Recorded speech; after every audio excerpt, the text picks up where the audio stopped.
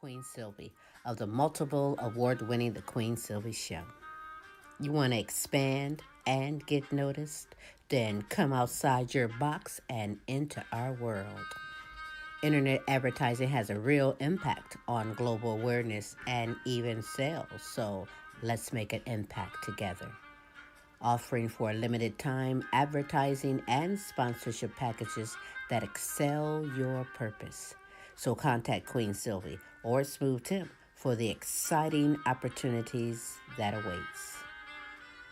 Yeah.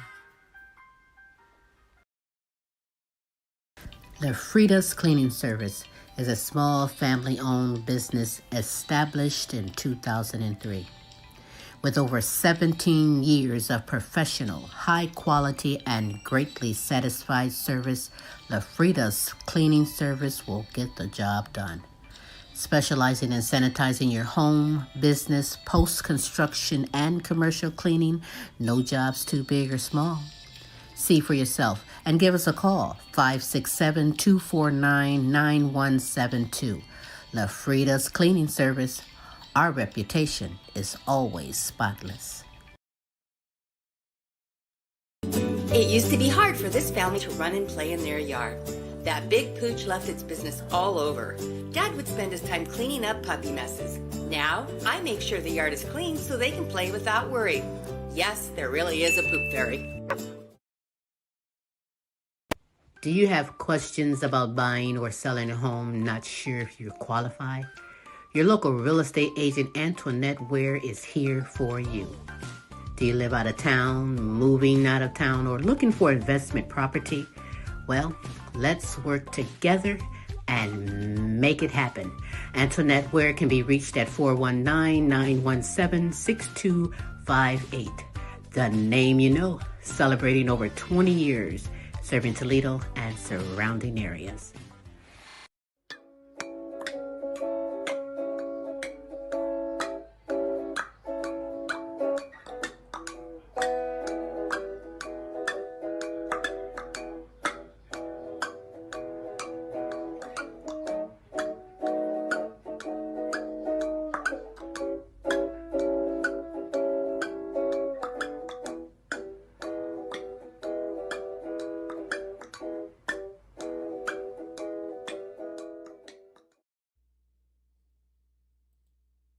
Hey, it is Smooth Tim, and thank you so much for dropping in and spending another hump day with me on Tim's Tidbits, where, hey, we try to give you information that informs, not the influence.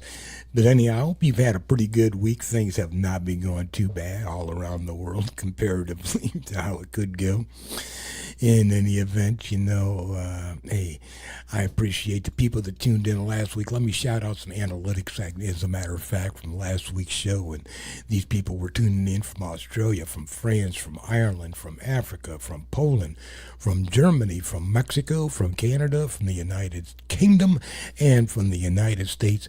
Folks, we appreciate you tuning on in with everything that's going on around in this world. You taking the time to spend a little bit of time on your Wednesday just to view what we got going on. It's greatly appreciated. Anyhow, speaking of what's going on, we'll dive a little bit into the show, since there's all kinds of stuff going on here domestically in the United States that we can make fun of. You hear that Trump complaining about, the New York hush money trial taking up a lot of his time, and he should be out on the campaign trail, doing his thing, and this is just one huge witch hunt.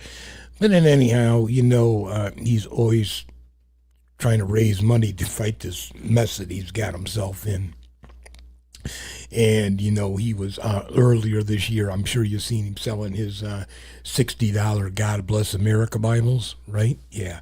Well, yeah, when he was peddling those, it had, what did it have? The words to God Bless America, the song.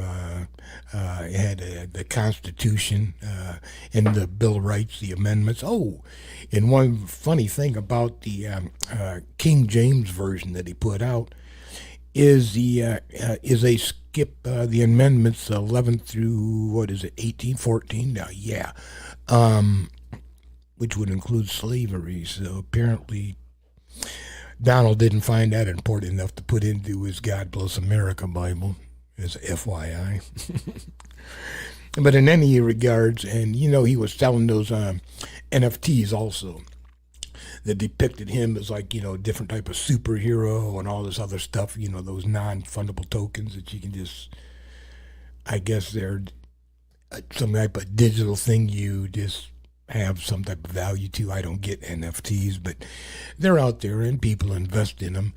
And in any event, Donald hosted a dinner for the people who did invest in his NFTs that he had back some time ago to help him raise more money for his legal fees as well as for his campaign fees. And hey, Trump used the day off from his criminal hush money trial yesterday to host a dinner at Mar-a-Lago. A source tells NBC News Trump welcomed buyers of his digital trading cards to Mar-a-Lago last night. According to a copy of the invitation obtained by Axios, the dinner was for supporters who bought at least 47 of the cards priced at $99 each. Some of those same buyers also were expected to receive physical pieces of the suit Trump was wearing when he had his mugshot taken after he was arrested in Fulton County, Georgia. Back in August. What the holy F is going on here? Oh, who are these people? I mean, what do? You frame the piece of the suit? You sniff it? Do you keep it at your bedside? Well, I don't know what you do with that. The bomber jacket. Now that is really quite a. What did they do? Take Tom Cruise and then just put Trump's head on it? I mean, that is actual, just complete propaganda. And he had him at Mar-a-Lago. He had a day off from his criminal hush money trial. So what do? You bring in the people who spent 10 grand on your NFTs and little pieces of the suit from your mugshot, which undoubtedly are not from that suit, but that's for another day. Okie dokie. Well, there you go. So you can own a piece of the mugshot suit and have an NFT. It's just a trading card. I don't get it, And he hosted dinner for, what was the deal here? I had to write that shit down. If you bought at least 47 of his NFTs at $99 each. So, spent at least $4,500, to help Donald get past his woos and woes and everything else. And you're invited to the dinner, and you could possibly have the opportunity to get that trading card with a swag of that clothing that he wore in the famous mugshot. So if you're into those kind of investments, I don't see how that's going to make you a dime, but hey. It is what it is, folks, right? Oh, yeah. Speaking of what it is, and happenings down in Mar-a-Lago, down at the Trump Palace, he also had hosted a get-together for individuals heavily involved in the coal industries, and had these gentlemen in, making them some promises, rubbing some elbows, and apparently he just doesn't mind on destroying the environment as long as he could possibly get, what was he asking them for? $1 billion? Last month, Donald Trump summoned a who's who of top lobbyists and executives from the oil and gas industry to the upscale La Quinta/bribery palace he calls Mar-a-Lago, and proceeded to solicit $1 billion from the fossil fuel companies to get him elected, as multiple outlets have now reported. In exchange, the Washington Post reports, quote, he vowed to immediately reverse dozens of President Biden's environmental rules and policies and stop new ones from being enacted. The New York Times says, quote, Trump told the group that they should donate $1 billion to his presidential campaign because, if elected, he would roll back environmental rules that he said hamper their industry. He told executives the amount of money they would save in taxes and legal expenses after he repealed regulations would more than cover a $1 billion contribution. Now, to be clear, this is not prosecutable under current law, particularly in the way that the Supreme Court has come to define bribery as a crime, which is extremely attenuated these days. But in common parlance, it is a political quid pro quo, one that is so shocking that while we don't know the sources of these articles, it sure looks like Trump's offer managed to stun even a bunch of oil executives who are used to the most craven parts of big money in politics as anyone in the entire country.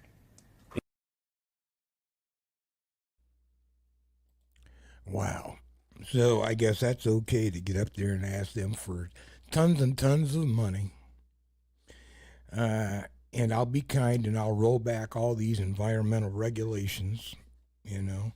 And I understand there's some regulations that are probably in there for good reasons, and I imagine there's some regulations, that hamper the industry. That could very well be true. But I hate to see, when you start rolling back these regulations when it comes to oil, gas industries, you could look at the coal industry.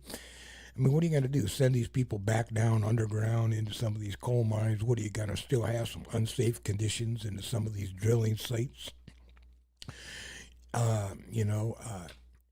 We have healthcare concerns that are directly related to a lot of these different things. Yeah, when it comes to the harvesting of fossil fuels and whatever, they're there for a damn good reason. And, we would think that we would have learned our lesson, but apparently, no, we haven't learned our lesson. And as a matter of fact, if you give me enough money, I'll forget everything I ever learned. According to Don, it's freaking absolutely amazing. But anyhow, hey, I see that the RNC is, heavily going to support Donald, and especially since he's got his daughter-in-law, what is it, Lara Trump, however you say her name, and she's doing everything she can to try to help Donald when it comes up to the election coming up here in 2024. We'll see what happens this coming November. Yeah, but they're setting the stage now, and what you need to do is when she starts speaking this rhetoric that's going to come out, take a real good hard listen to what she's saying in regards to trying to register voters and also counting ballots. Check it out, and then we'll get back to this. In this clip I'm about to show you, Lara Trump is going to lie once and try to cheat once. See if you can spot where. You've been saying for a while now that your priority is to ensure a transparent election, and I see that the RNC and the Trump campaign filing a lawsuit in a battleground state to stop counting ballots past Election Day. What are you doing with regard to suing Nevada right now? Yeah, well, that's exactly right. You cannot have ballots counted, Maria, after elections are over. And right now, that is one of the many lawsuits we have out across this country to ensure that just that happens, that we have a free, fair, and transparent election. So in Nevada, as you pointed out, we are saying we want on Election Day that to be the last day that mail-in ballots can be counted. And we've been very successful in a lot of lawsuits. A couple weeks ago, we won a big lawsuit in the state of Pennsylvania. They wanted to take off dates from mail-in ballots, of course, the Democrats, in an effort to make it easier to cheat. We pushed back on that, we won, and that set precedent for the entire country. So whether it's Nevada, whether it's Pennsylvania, or whether it's in New York City, where we actually just had a big win, they were trying to encourage 800,000 non-citizens to vote. We had a bipartisan effort led by the RNC. We won there. They are not going to be able to do that. And we are doing those things all across the country because we can't be reactive. We have to be proactive. We have to look at this well ahead of Election Day and the election season that we now have in this country. We're doing everything from the RNC to ensure that that happens. Yeah. No. On the 800,000, now you can look this up. The 800, this number that she came up with, what they were talking about for New York City was, since there are a lot of immigrants there, is and they actually have benefits and or they work in the city and contribute city income tax, that they should be able to vote for various issues within New York City. Presidential election rather. No, non-citizens can't vote, never have ever been allowed to vote in the presidential election, so BS. And as far as counting ballots after Election Day, well, it usually does take a few days after, even when you stop the mail-in ballots. I agree. Mail-in ballots should be received on Election Day, and after that, well, too bad if you didn't get them in on time. However, there's going to have to be a time period when you can have to continuously count and or recount. So, Laura, I don't know what the hell you're talking about, but, get your head out of your butt. That's, I call BS on both of those things. But again, that's type of the propaganda that they like to perpetuate. Just like, letting in all these immigrants over the border is somehow going to, affect the outcome of the election by having some of these illegals vote. Again, illegals cannot vote. They may be able to, as in the New York situation, vote for local issues, but beyond that, no, that doesn't happen, folks. So, hey, get that out of your head. That's total BS. Speaking of some other interesting things and some BS, Michael Cohen was up this week in the New York hush money case. And Cohen, as everybody may or may not know, was Trump's lawyer, his fixer for various things that came up. He's the one that worked directly with the guy from the National Enquirer that was doing the catch and kill stories on Trump. Catch and kill. If they're good stories, let them ride.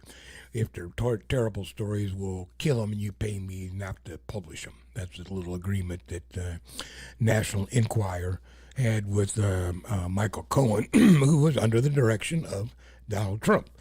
And part of this is what they're trying to say is Cohen, paid off Stormy Daniels under the direction of Trump and falsified exactly the expenses so that it didn't look as bad for Donald during his campaign. Check out this little clip. It kind of explains what happened on, that would be Monday. Court is now in recess as star witness Michael Cohen testifies in former President Trump's criminal hush money trial.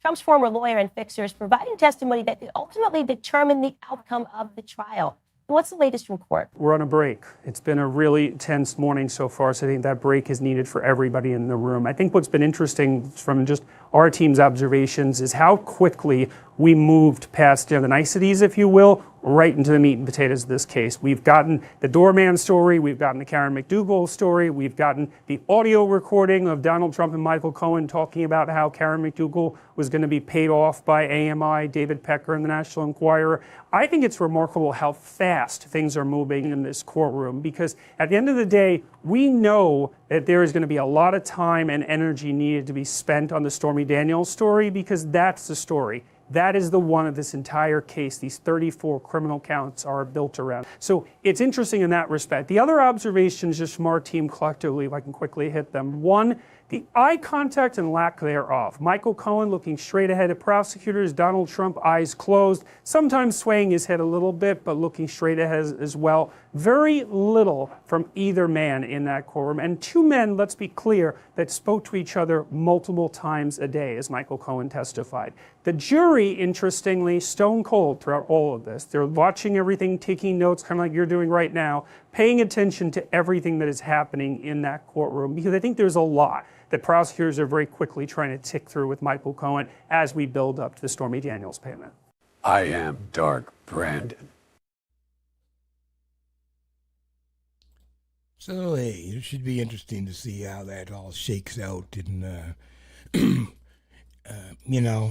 Trump was after the first days out there saying, well, a legal expense is a legal expense is a legal expense. Is it? But, I think it's what they're trying to show is that, you had an affair. You paid off a porn star. You did it shortly after your son was born. And then you tried to cover it up to help you during the election. I think that's the key point. Was it to keep everything quiet so you could be president because you didn't want people to think that you're the dirtbag that you are? Well, that's probably the case. But in any event, hey, we'll see how it all plays out. Again, Michael was up there testifying again today. I know, and he had those tapes. I mean, that's probably the most incriminating part is, what do you want me to do? And they're back and forth, and just do it, just get it paid. And hey, he probably had no idea that Cohen was recording all this. And I mean, Cohen's no angel himself. We know he's out for himself just as bad as Trump. Let's keep it real. He's got, 2 books out, trying to sell in regards to his relationship and the goings-ons in his time with Donald behind doors while he was in the White House. And who knows? Who knows? I mean, this guy's obviously just as big as grifter as Donald. I mean, there's 2 peas in a pod, so to speak. They belong together. And, one's turning on the other, and, that's the way it goes. You made the bed, Don, sleep in it, so to speak. But anyhow, the other thing that I always enjoy is when Donald's out there talking about his exploits as president, how great he truly, truly did. What wonderful things he did for this country and got going on. Well, not everything. I mean, so to speak, kind of fell through, and that would be... Today, President Joe Biden was in Racine, Wisconsin, announcing a $3.3 billion investment by Microsoft to build a new artificial intelligence data center. Oh, where Trump... The project is expected to create 2,300 construction jobs and 2,000 permanent jobs in a state that has been hit hard by the decline over the last several decades in U.S. manufacturing. But there's a particular reason why Biden made the trip to Wisconsin today to highlight this particular investment. Why?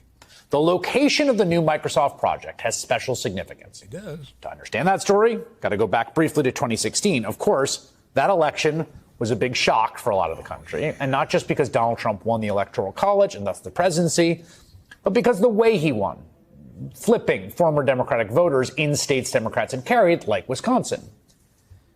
The idea was that to many voters in the industrial Midwest, Donald Trump, among other things, sold himself successfully as a kind of middle finger to the neoliberal free trade agenda of the last few decades, an agenda that really did gut industry and manufacturing jobs across the region that Trump was able to flip. As we now know, of course, Donald Trump was all talk and no results. I mean, that was clear back then, too. His vow to bring about a manufacturing renaissance in the United States was a transparent con. His empty promises to invest in new infrastructure became a running joke. He imposed a slew of new tariffs that cost Americans more than $200 billion to date. By the time Trump left office, there were over 154,000 fewer people employed in manufacturing than when he was inaugurated. So? In fact, one of the first moves after his election, when he announced that he had saved 800 jobs at an Indianapolis carrier plant that were set to move to Mexico, that turned out to be a total flop as well.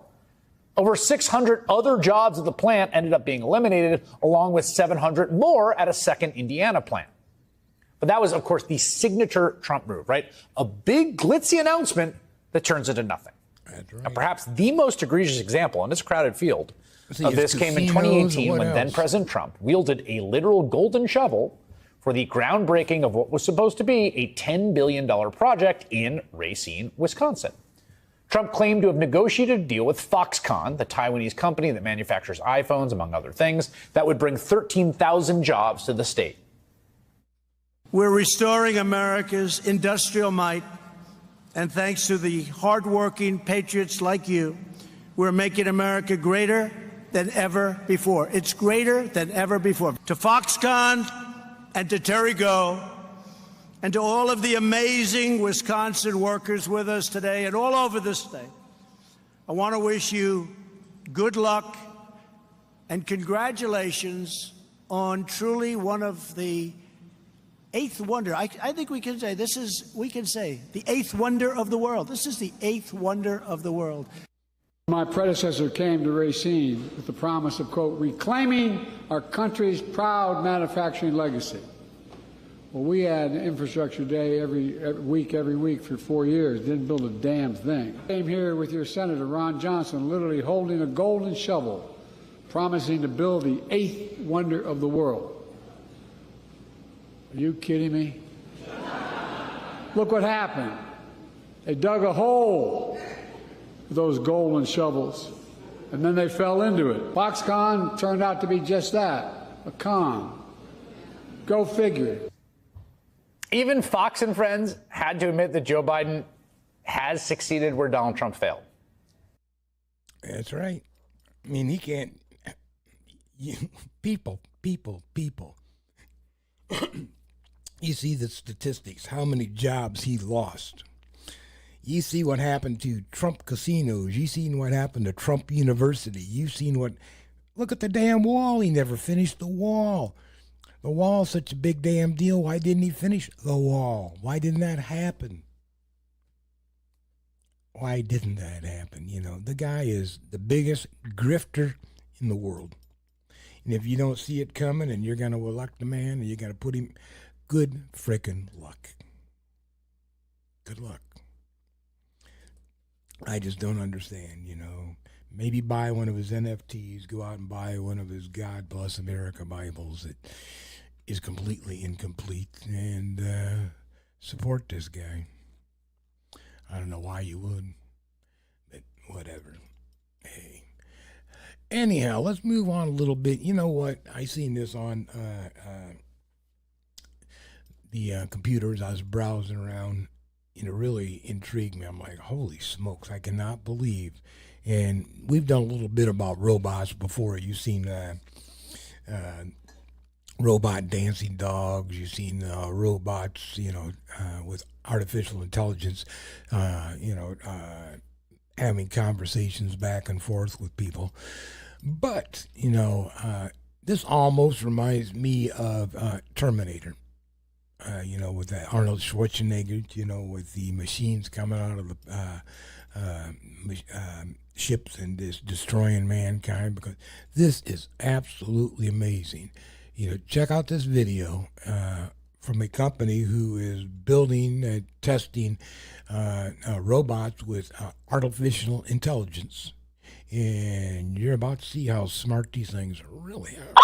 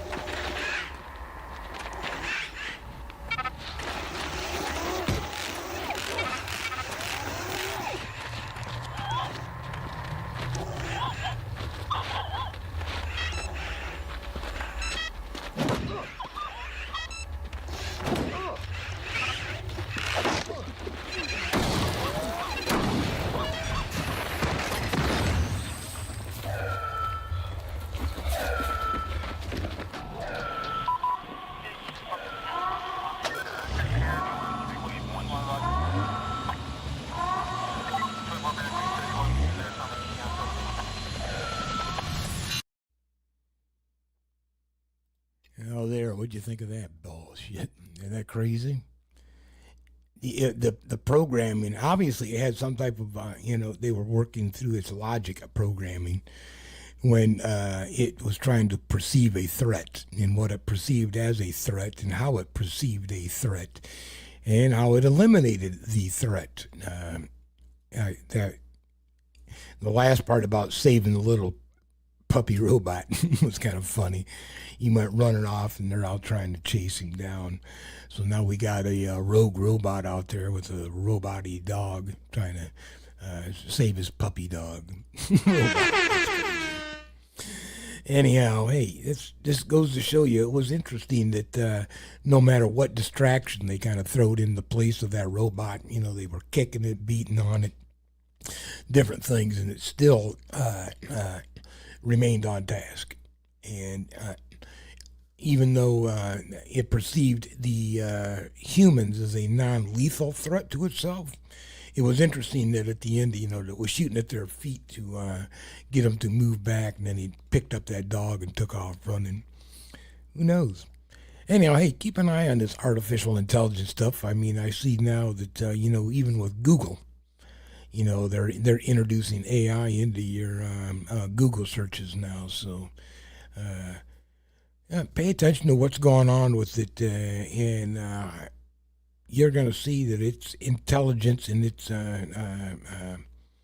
cooperation with you, what you want, what you'd be looking for, is going to increase the more that you use it. That should tell you something. So think about it, folks.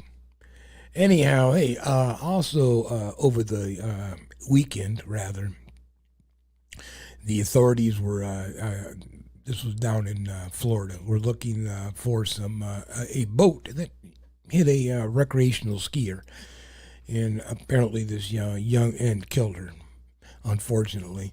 And either they may or may not have known it, but the police came upon the boat. But one thing about it tells you a little bit about boater safety, rather. So and skiing safety. Let's watch the video, come back. I want to chat a little bit with you. A boat of interest potentially connected to the hit-and-run case that left a teen girl dead is now in the hands of investigators. Officials say this is the boat that matches the description given by eyewitnesses. Now, despite the break in the case, there are still so many questions regarding exactly what happened out on the water. And NBC6 reporter Lorena Inclán is live from Key Biscayne with the latest on this investigation. And Lorena, the boat was found at a private home in the Hammock Oaks neighborhood of Coral Gables?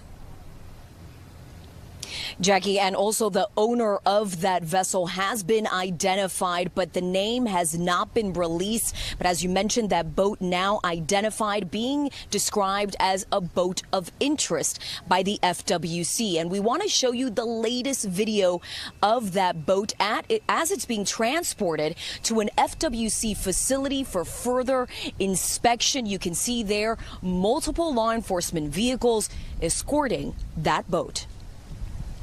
In video obtained by Chopper 6, you can see what the Florida Fish and Wildlife Conservation Commission is calling the boat of interest in the hit-and-run case that killed Ella Adler on May 11th. FWC officers have identified a boat fitting the description of the vessel that struck Ella Adler. The boat is in our custody and its owner is cooperating. NBC6 also obtained this cell phone video of the vessel being driven away and escorted by 2 law enforcement vessels. The tragedy unfolding Saturday around 4:30 p.m. Investigators say Ella was being towed behind this gray vessel while water skiing near Nixon Beach when she fell back into the water. It was then that another vessel struck her and kept going. The investigation taking a significant step forward, but questions remain. Like, did the boater know they had hit someone, or were they unaware? And does the boat towing Ella bear any responsibility? FWC and our partner law enforcement agencies will not stop until we have all the answers and the case is solved. Ella was laid to rest Monday in Miami Beach before hundreds of mourners. Precious little girl. She was a great dancer. My daughter's best friend.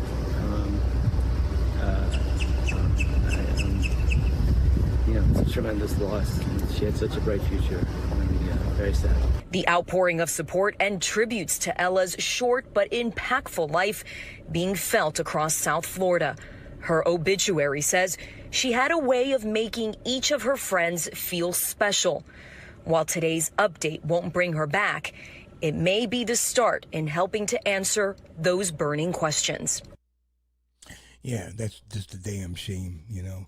And you never know until that investigation is done. I mean, I was water skied.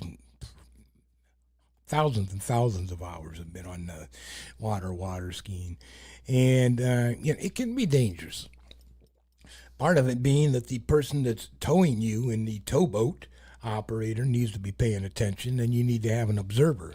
In Ohio, it's a law. You're going to have a driver and you're going to have an observer, so that driver can pay attention to what's going on to, ahead of him and to his sides, and the observer paying attention to the person who is being towed.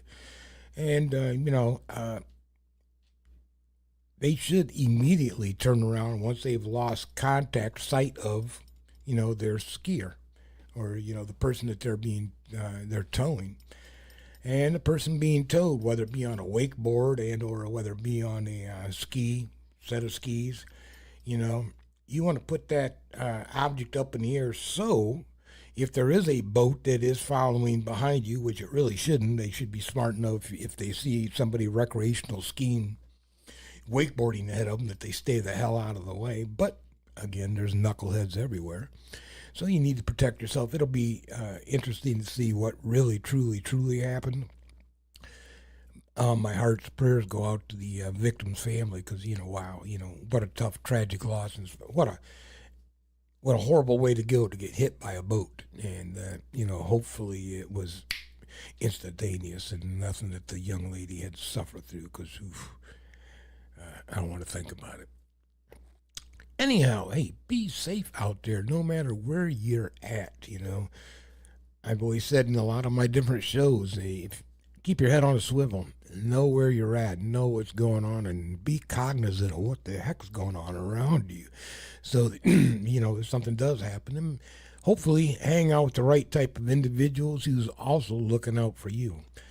And hopefully it was, just a freak accident. There was nothing, neglectful or alcohol related, just one of those things. Tragic loss of a nice young person. Any regards, hey, let me get into one of my favorite parts, and that is our Asshole of the Week award. Exactly. This one goes out to a man who was supposed to be getting checked on because he was a registered sex offender. The guy was a sex offender, and apparently must have and lived next door to a school, which you're not supposed to do if you're a registered sex offender. So the popo was over there checking shit out, right? And boy, they stumbled across more than just, I guess, that he lived next to a school. A Coweta County man's in big trouble with the law after deputies find what they say was a large quantity of drugs and more than $100,000 in cash. But as Fox 5's Doug Evans reports, the case is even more disturbing considering the allegations that brought deputies to the man's front door in the first place. Coweta County investigators say they knocked on Melvin Randall Huff's door as part of a child molestation investigation. Just 1 second, step out here for me. What's going on? Hey, just a second, I'll let you know. Is anybody else in the house? No, sir. Okay, do you mind standing here with Deputy Moran for just a second while I've got a search warrant for the property? They say they were there with a search warrant to document the inside of Huff's home as part of that child molestation case. They say what they quickly discovered was narcotics out in the open. While investigating the child molestation case, they did see drugs laying in the open, and at that point they obtained a secondary search warrant. With a new search warrant to look for drugs, investigators say they seized a large quantity of both marijuana and cocaine. Deputies say they discovered 18 pounds of marijuana, 32 grams of cocaine, 43 sealed bags of THC gummies, as well as 53 sealed vape cartridges. They say they also seized over $147,000 in cash.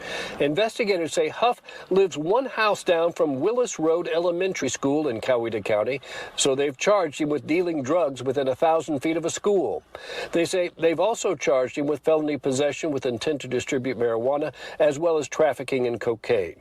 Meantime, deputies say the child molestation case against Tuff continues. The child molestation case is still ongoing, and it's possible that there could be more charges. What the hell? See, now this guy is just, come on, Huff. You're an idiot. What a moron.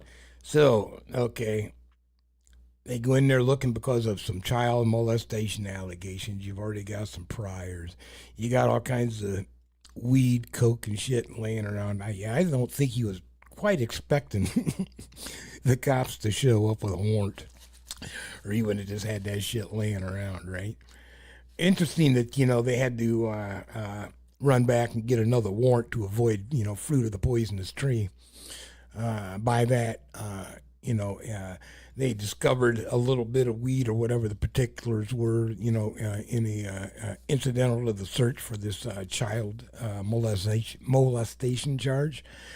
So since they changed the scope of their search from child molestation to drugs, that's when they'd have to go to the judge and get a new warrant so that you don't have all that other stuff thrown out. It's called fruit of the poisonous tree.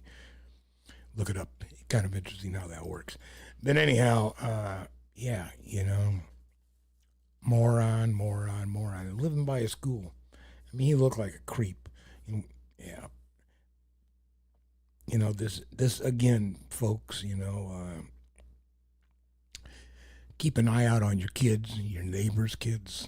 You know, those around the neighborhood. You've got people lurking out there like that. This guy living right in one door from the school. Come on, man. Wow. And anyhow, if you see something, say something, please. But I do have a little bit of special something for you I want to share. But before I do that, I just want, again, thank you for dropping in, spending another Wednesday with me on Tim's Tid-Bits. Hope you enjoyed our little bit about the Trump's new NFTs and asking for $1 billion from the oil and gas companies. And he's even got his daughter-in-law, Laura, over at the RNC working on things for him. But, hey, we'll see how the Michael Cohen testimony all plays out this week. Keep on top of that, how that hush money trial's going, see whether that falls. Who knows? And, you know, thank goodness that, we got Joe running behind Trump running cleanup. And come on, don't run this old man too hard. I 100% agree that, hey, we could probably use somebody better than Joe, Uncle Joe. But, hey, he at least he cleaned up that Foxconn mess and all the thousands of jobs that were lost from that line of BS. And got the chip manufacturing companies in there, and hey, that's where it's going to be at. It really is, advancing with technology, and making America great again in that way, folks. Again, hey, hope you enjoyed our combat robots. And next time you watch a Terminator movie, say, hey, we actually got those out on the market now. I don't think I'll be getting one for any of the grandkids for Christmas, but hey, it doesn't stop them from asking, does it? Anyhow, again, hey, until next week, I appreciate you tuning on in, and tune on in next week, and again, giving you some information for you to process, to inform you, not to influence you. But hey, another part of how we want to inform you and not influence you is by bringing you this little public information. We'll call it public service announcement. Keep yourself out of trouble. And again, thanks for dropping in. See ya. Don't fall for these 4 trick questions when you get pulled over. 1, do you know how fast you're going? Trick question off the face. The officer wants you to say, no, sir, I don't, because then he could pick any number and you can't dispute it. So just tell the officer, I was going the speed limit. I know I wasn't speeding. 2, can we search your car? Absolutely not. The answer is always no. If the police had a probable cause to search your vehicle, they'd already be doing it. But they ask you for permission because that waives any wrongdoing on their part. So, when in doubt, just say no. 3, where are you coming from? Respectfully, that's none of their goddamn business. So the best thing that you can tell them is, officer, I'm just trying to go home. Is there a reason you're asking me where I'm coming from? That's it. After that, you don't have to say anything. Number 4, do you know why I pulled you over? The last thing you want to do here is say, oh yeah, because I forgot to stop at that stop sign or I forgot to use my blinker. As soon as you admit that you did something, it's over. Game over. They have all the evidence they need because you have just confessed.